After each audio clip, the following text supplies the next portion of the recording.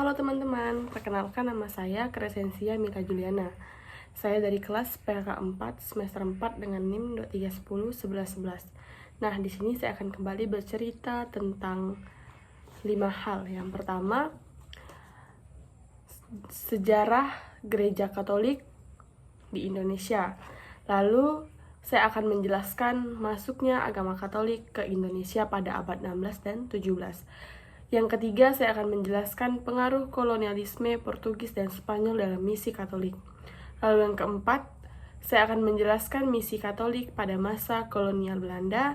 Dan yang terakhir, saya akan menjelaskan sejarah gereja abad ke-7 dan sejarah gereja di Nusantara. Baik teman-teman, kita masuk ke yang pertama. Di sini saya akan sedikit bercerita tentang sejarah gereja Katolik di Indonesia. Nah, Gereja Katolik masuk pada abad ke-16 bersamaan dengan ekspansi Portugis. Misionaris awal berasal dari Ordo Dominikan, Fransiskan, dan Yesuit. Lalu zaman POC, perkembangan Katolik terhambat karena POC mendukung Protestan. Namun setelah POC bubar, mulai ada toleransi terhadap Katolik. Selanjutnya, Hindia Belanda, tahun 1807 dibentuk Vikariat Apostolik Batavia. Misionaris seperti SJOFM dan MSC berperan dalam pendidikan dan sosial. Lalu, masa kemerdekaan. Setelah 1945, Gereja Katolik berkembang pesat. Pada tahun 1960, hierarki Gereja Katolik Indonesia diresmikan oleh Paus Yohanes ke-23. Nah, yang terakhir pada zaman modern, Gereja Katolik aktif dalam pendidikan, sosial, dialog antaragama, dan membangun perdamaian di tengah masyarakat majemuk. Baik teman-teman, saya akan menjelaskan atau bercerita sedikit tentang masuknya agama Katolik ke Indonesia yaitu abad ke-16 dan 17. Agama Katolik masuk ke Indonesia pada abad ke-16 melalui bangsa Portugis yang datang untuk berdagang rempah-rempah dan menyebarkan agama. Misi Katolik pertama berkembang di Maluku antara tahun 1546 sampai 1547 oleh Santo Franciscus Xaverius. Ia mewartakan Injil di Ambon, Ternate, dan Morotai. Namun, pada abad ke-17, penyebaran Katolik menghadapi tantangan besar dari POC, yaitu Belanda yang mendukung Protestanisme. Gereja Katolik banyak dihancurkan, imam diusir, dan umat dipaksa pindah agama. Meskipun dihancurkan, umat Katolik tetap bertahan di wilayah tertentu seperti Flores, Larantuka, Timur, dan Maluku Tenggara yang menjadi dasar kuat bagi perkembangan gereja Katolik selanjutnya. Baik teman-teman, lanjut ke yang ketiga yaitu saya akan bercerita tentang pengaruh kolonialisme Portugis dan Spanyol dalam misi Katolik. Yang pertama, saya akan menjelaskan di Portugis atau pengaruh Portugis itu sendiri. Portugis mulai menyebarkan Katolik sejak abad ke-15 seiring ekspansi perdagangan tahun 1511. Mereka menaklukkan Malaka dan mulai menyebarkan Katolik di Nusantara. Misionaris dari Ordo Dominikan, Fransiskan, dan Yesuit ikut menyebarkan ajaran Katolik. Nah, wilayah yang dipengaruhinya ada Maluku, yaitu Ternate dan Ambon, Timor, Flores, dan Solor. Tokoh penting yang berperan dalam misi ini ada Santo Franciscus Xaverius, yaitu tahun 1546 sampai 1547, yang mewartakan Injil di Maluku. Nah, dampak yang diperoleh itu banyak penduduk dibaptis, muncul gereja-gereja Katolik, tapi kemudian ditekan oleh Belanda atau POC yang mendukung Protestan.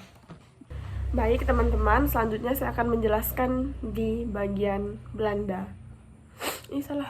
Baik, selanjutnya di Spanyol.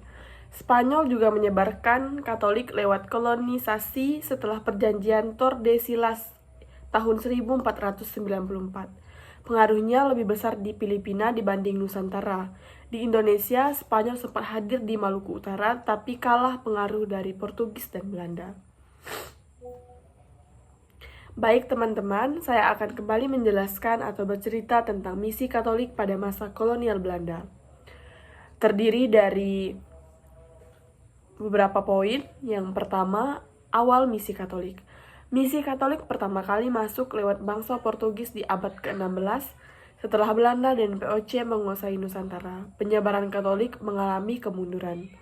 Lalu yang kedua, pengaruh VOC pada tahun 1602 sampai 1799.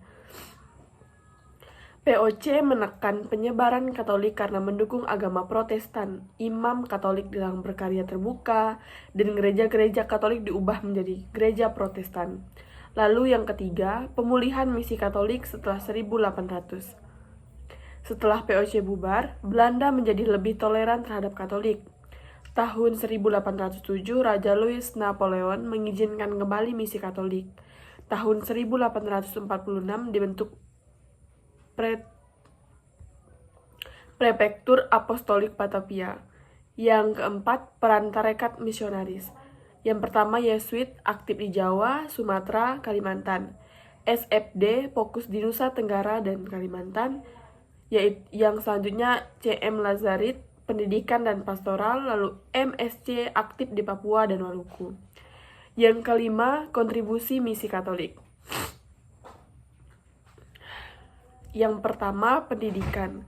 Mendirikan sekolah-sekolah Katolik, lalu yang kesehatan, rumah sakit dan klinik. Yang terakhir, pemberdayaan sosial, meningkatkan kesejahteraan masyarakat.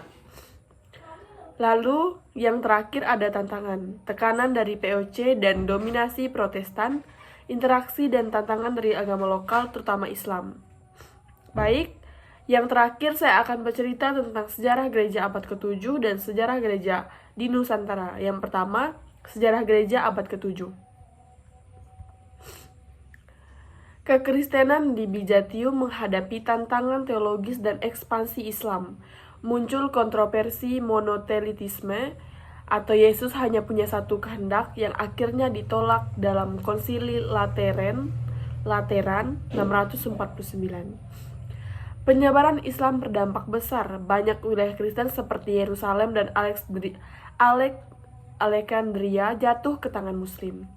Gereja Barat makin berkembang di bawah Paus, sementara Gereja Timur menghadapi tekanan dari Islam. Di Afrika dan Timur Tengah, komunitas Kristen tetap bertahan meski di bawah pemerintahan Muslim. Nah, yang terakhir yaitu sejarah gereja abad Nusantara. Belum ada bukti kuat komunitas Kristen lokal, tapi ada kontak dengan pedagang dan misionaris Kristen dari Persia dan India. Gereja Nestorian dari Persia kemungkinan menyebarkan ajaran ke Nusantara. Ada prasasti seperti prasasti Nazaret di Padang Lawas yang menunjukkan pengaruh Kristen. Kontak perdagangan dengan Cina juga memungkinkan pengaruh Kristen masuk ke Nusantara. Gereja di Nusantara baru terlihat jelas sekitar abad ke-14. Baik teman-teman, hanya ini yang dapat saya jelaskan dan saya ceritakan sekilas tentang sejarah gereja dari sejarah gereja Katolik di Indonesia, lalu masuknya agama Katolik ke Indonesia, lalu pengaruh kolonialisme Portugis dan Spanyol, lalu misi Katolik pada masa kolonial Belanda yang mengalami naik turun perkembangannya, lalu yang terakhir sejarah gereja abad ke-7 dan sejarah gereja di Nusantara. Semoga apa yang saya jelaskan dapat bermanfaat bagi teman-teman online di luar sana. Baik, sekian dari saya. Terima kasih.